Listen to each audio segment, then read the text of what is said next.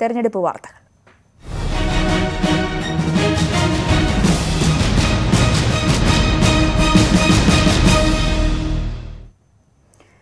P K കുഞ്ഞാലിക്കുട്ടിയുടെ മധ്യസ്ഥ ചർച്ചയ്ക്ക് ശേഷവും കേരള കോൺഗ്രസിൽ സീറ്റിനെ ചൊല്ലിയുള്ള തർക്കം മുറുകുന്നു.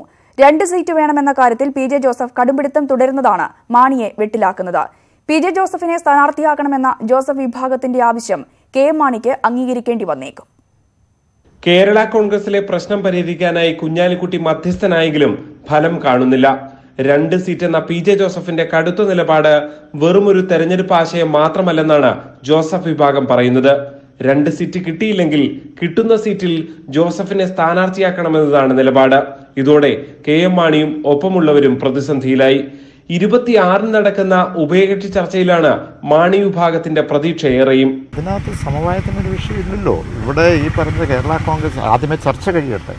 ചർച്ച കഴിഞ്ഞിട്ട് സീറ്റിന്റെ കാര്യങ്ങളിൽ എങ്ങനെയാണ് എന്നുള്ളത് അതിന്റെ തീരുമാനമാകട്ടെ. ആ തീരുമാനം കോൺഗ്രസ് പാർട്ടി ഐക്യജനാധിപത്യം പറയട്ടെ. കേരള കോൺഗ്രസിന്റെ കോട്ടയത്തിന് പുറമെ സീറ്റുകൾ വേണമെന്നുള്ള ആവശ്യം. രാജ്യസഭാ സീറ്റ് നൽകിയ സാഹചര്യത്തിൽ രണ്ടാമതൊരു സീറ്റ് കൂടി നൽകാൻ കോൺഗ്രസ് തയ്യാറാകില്ല. തെരഞ്ഞെടുപ്പ് ജയിച്ച് കേന്ദ്രമന്ത്രിയാകുക എന്ന സ്വപ്നത്തിലാണ് പി ജെ ജോസഫ്.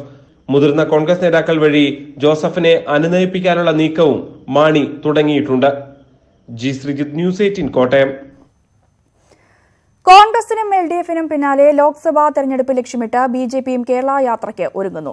4 മേഖലകളായി തിരിച്ചു ലക്ഷ്യമിടുന്ന യാത്രയുടെ കാര്യത്തിൽ നാളെ പാലക്കാട് അമിത്ഷാ പങ്കെടുക്കുന്ന യോഗത്തിൽ അന്തിമ തീരുമാനമുണ്ടാകും. KPCC അധ്യക്ഷൻ മുല്ലപ്പള്ളി രാമചന്ദ്രന് പിന്നാലെ കോടിയേരിയും കാനവും നയിക്കുന്ന LDF ജാഥകൾ തെരഞ്ഞെടുപ്പിലെ ഈ പതിവ് കേരള യാത്രാ പരിപാടിക്ക് BJPയും ഒരുങ്ങുകയാണ്.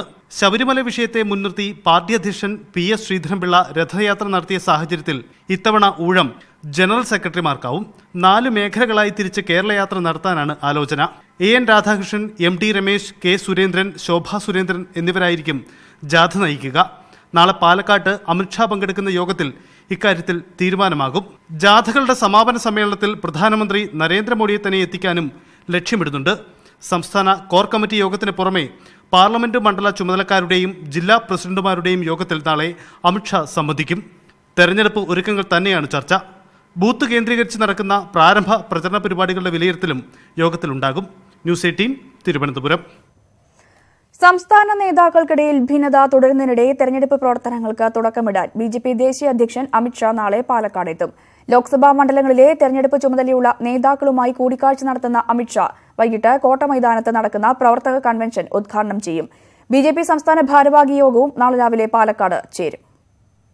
കൂടിയാലോചനകൾ നടത്താതെ സംസ്ഥാന നേതൃത്വം സ്ഥാനാർത്ഥി സാധ്യതാ പട്ടിക തയ്യാറാക്കിയെന്ന ആരോപണം നിലനിൽക്കെയാണ് അമിത്ഷാ എത്തുന്നത്. 20 മണ്ഡലങ്ങളിലെയും ലോക്സഭാ പ്രഭാരി, ലോക്സഭാ കൺവീനർ, മുഴുവൻ സമയ പ്രവർത്തകർ എന്നിവരുമായി അമിത്ഷാ കൂടിക്കാഴ്ച നടത്തും. തുടർന്ന് കോട്ടമൈതാനത്ത് നടക്കുന്ന പ്രവർത്തക കൺവെൻഷൻ ഉദ്ഘാടനം ചെയ്യും. പാലക്കാട്, ആലത്തൂർ, മലപ്പുറം, പൊന്നാനി ലോക്സഭാ മണ്ഡലങ്ങളിലെ ബൂത്ത് തലം മുതലുള്ള പ്രവർത്തകരാണ് കൺവെൻഷനിൽ പങ്കെടുക്കുക. പാലക്കാട് ലോക്സഭാ മണ്ഡലങ്ങളുടെ പേജ് പ്രമുഖന്മാരും ആ മീറ്റിംഗിൽ പങ്കെടുക്കും. അത് കഴിഞ്ഞ് അദ്ദേഹം കോയമ്പത്തൂർ വഴി അദ്ദേഹം തിരിച്ചു പോകും. സ്വാഭാവികമായിട്ടും ഈ തെരഞ്ഞെടുപ്പിനെ സംബന്ധിച്ച് ഏറ്റവും പ്രധാനപ്പെട്ട ഒരു മീറ്റിംഗാണ് ഇവിടെ നടക്കുന്നത്.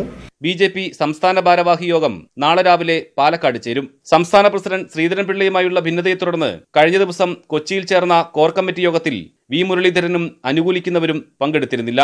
ഏകപക്ഷീയമായി തീരുമാനങ്ങൾ എടുക്കുന്നു എന്നതാണ് ഇവരുന്നയിക്കുന്ന ആരോപണം. ഇപ്പോഴുണ്ടായിട്ടുള്ള ഭിന്നതയിൽ BJP കേന്ദ്ര നേതൃത്വവും RSSും കടുത്ത അതൃപ്തിയിലാണ്. ന്യൂസ് 18 പാലക്കാട്.